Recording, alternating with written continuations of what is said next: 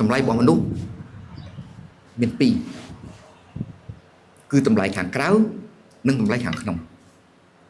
អាខាងក្នុងគេមិនងាយមើលឃើញទេគេមិនដឹងថាយើងបណ្ឌិតឬមិនបណ្ឌិតទេជួនកាលបណ្ឌិតតែលើក្តារក៏ថាបានដែរប៉ុន្តែពិតប្រាកដយ៉ាងណាទោះយើងទៅធ្វើតេស្តមើលបញ្ចេញជាសកម្មភាពមើលប៉ុន្តែអ្វីដែលជាងាយមើលបំផុតគឺតម្លៃខាងក្រៅការស្លៀកពាក់ក៏ជាតម្លៃខាងក្រៅដែរខ្ញុំឧទាហរណ៍ម្នាក់គាត់លក់ដីបាន$10,000គាត់ទៅញ៉ាំកាទៀវគាត់ដាក់$10,000ក្នុងកប៉ៅប៉ុន្តែគាត់ស្លៀកពាក់អាវ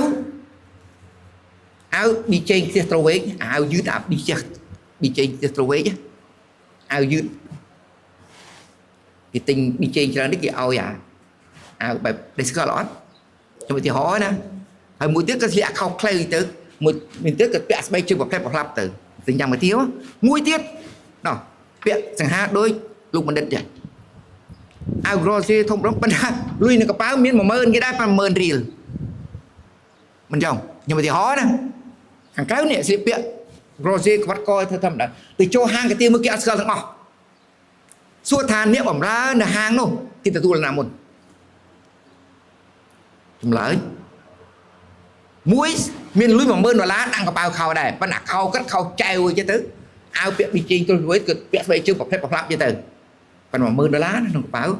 មួយទៀត$10,000ដែរ$10,000រៀលប៉ុន្តែលុយអាវក្រស៊ីអញ្ចឹងទៅសួរថានៅពេលនោះតើអ្នកបម្រើនៅហាងកាទៀវនោះគេរាក់ទាក់ណាមុនបាទអ្នកក្រស៊ីហើយមែនទេហេតុអីគឺតម្លៃខាងក្រៅការស្លៀកពាក់គេអត់ដឹងលុយក្នុងកប៉ៅយើងមានប្រមាណទេយ៉ាងណាមិញចំណេះដឹងយើងក៏គេអត់ដឹងដែរប៉ុន្តែវាអេរិយាបថសុជីវធម៌សិលធម៌និងគុណធម៌នេះវាបង្ហាញចេញមកខាងក្រៅនោះហើយជាតម្លៃអញ្ចឹងការអប់រំដែលខ្ញុំសរសេរមិញថាការបង្រៀនផ្លេចអប់រំការបង្រៀនមានតែការសិក្សាហើយការបង្រៀនផ្លេចអប់រំគ្រូយើងការបង្រៀនផ្លេចអប់រំជាគ្រោះដ៏ធំដល់អ្នកសិក្សា